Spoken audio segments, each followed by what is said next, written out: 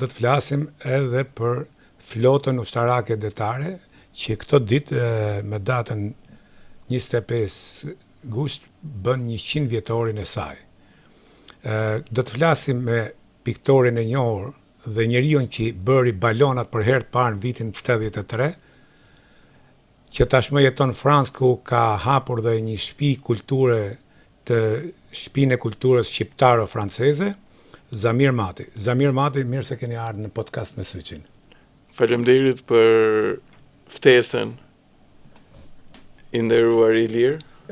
Të lëngta, nëse jemi mik i lagjes tonë. Jo vetëm mik, edhe familje. Jo vetëm i lagjes, por mik edhe i